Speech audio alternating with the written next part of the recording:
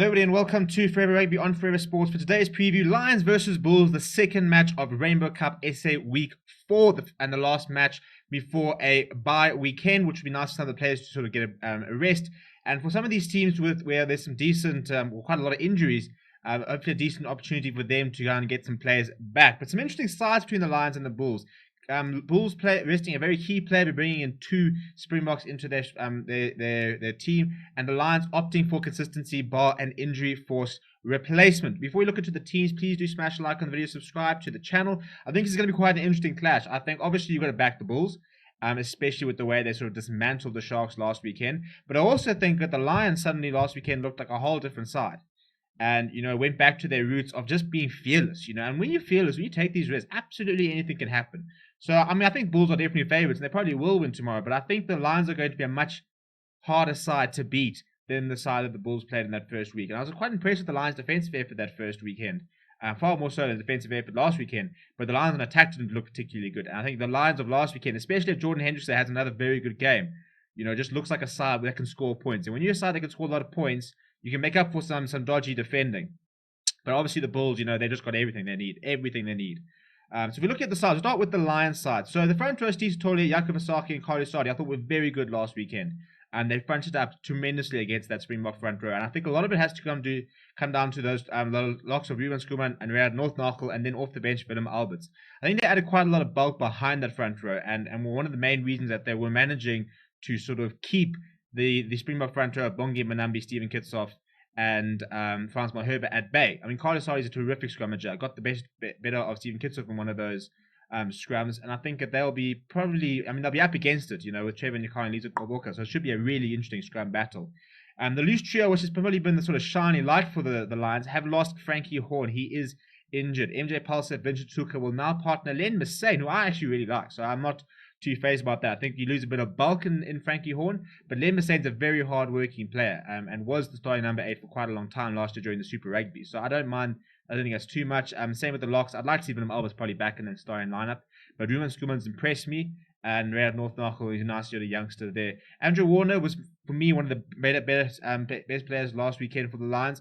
Somebody I was quite critical of the week before, came in and really played well, scored a try, set up was the spark to another one. I thought his ball was a lot quicker from the ruck, stuff like that, and it made a big difference. As the Jordan Hendrickson, who was one of the players of the week across all the games. He was terrific on full debut, 19 years old. He looked like he'd been playing at this level for years. Tremendous talent, and hopefully he can have another really good game, because I really like the look at him. It looks like he's got everything.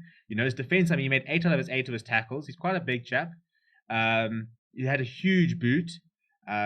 His goal kicking, people say he missed 3, but they were very difficult. His goal kicking looked pretty solid, but more to the point, he looked like a fly half. You could take the ball to the line, and get his centers going. Those centers are Burger Udendal, who continues to captain the side, and Wandisile Similani, who was very good last weekend, because they got the ball to him.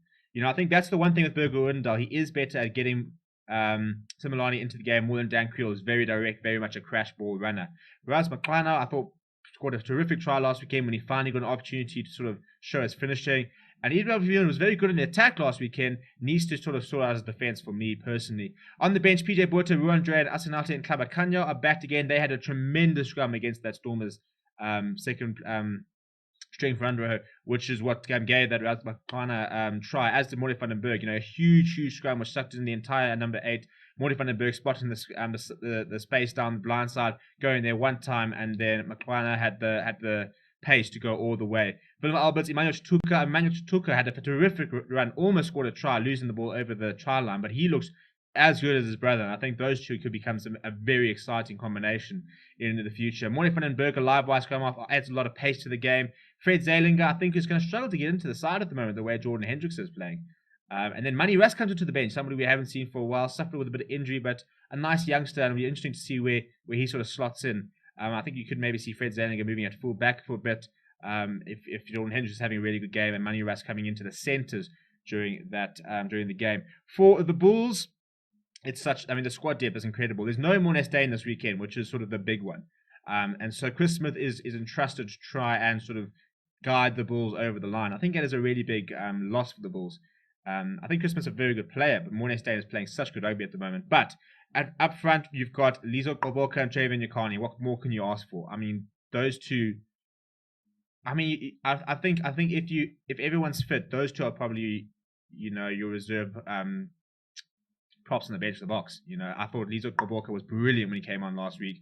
He's up against the likes of Oxen Chair for that for that spot on the bench. Steven Kittel's probably going to start for the box, and I thought he was really, really good. Johan Kobolov for me has been quite impressive in the tournament so far. So I think it's a very, very good front row. Ruan Nokia and Walt Steenkamp are forming a very good partnership. Ruan Nokia is a future Springbok. He's very good in the line out. Operates quite a lot. Walt Steenkamp, I thought has been. I mean, he came in for Janko Swanepoel after I thought Janko Swanepoel had his best game in the Bulls jersey, but he's proven why he was backed. Those two locks are very, very good.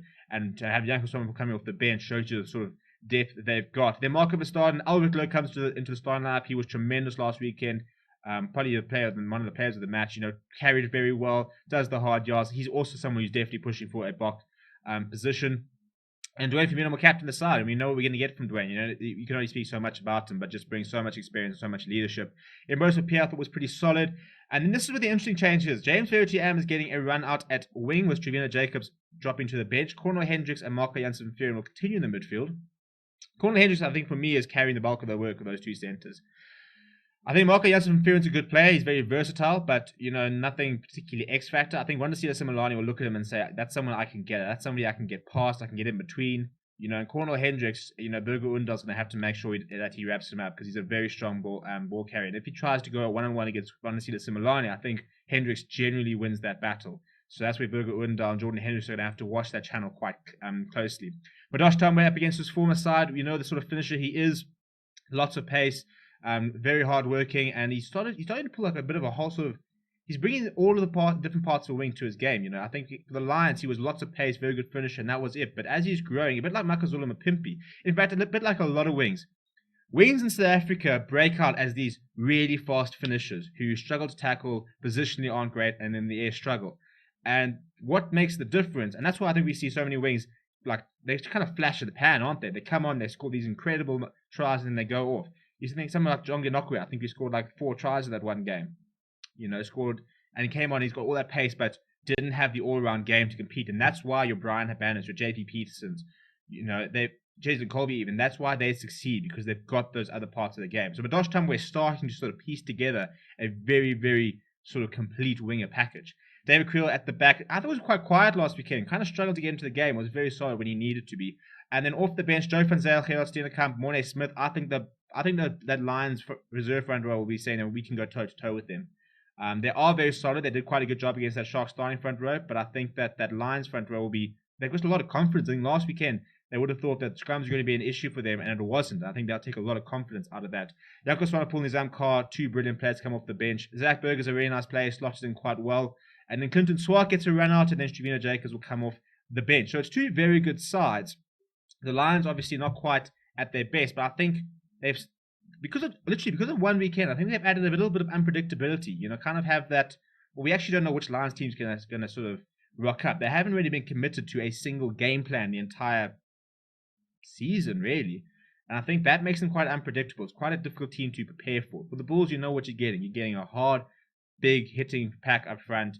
You're getting a very hard running Cornel Hendricks. You're getting a lot of pace out wide, and a sort of very tactical, astute team. So the Bulls you can prepare for, it's whether you can stop them. It's a bit like Rassie Erasmus. He says every single side in the world knows how the Springboks play, but can you stop us? The Bulls are a bit like that. Whereas the Lions at the moment you don't really know what they're going to bring, what they're going to do on the day, which makes them quite unpredictable. So hopefully, I'm really hoping that they put in a decent performance and surprise a few people. I'm going to go the Lions by 4. It's my heart talking, not my head. My head says Bulls by about 10, 15 maybe, if they really sort of pitch up. But I think that this Lions side can score points. I think it can actually be quite a high-scoring game, because I think the Lions' defense is there for the taking, but I also think they've got that ability to score tries out of nowhere. So that's why I think I'm hoping we're going to see quite an entertaining game. Kickers at 3:30. Make sure you come and join us for the live watch along. Thank you very much for watching. Please do like the channel. Please do subscribe as well. My name is Stephen. Thank you very much for watching, and I'll chat to you soon.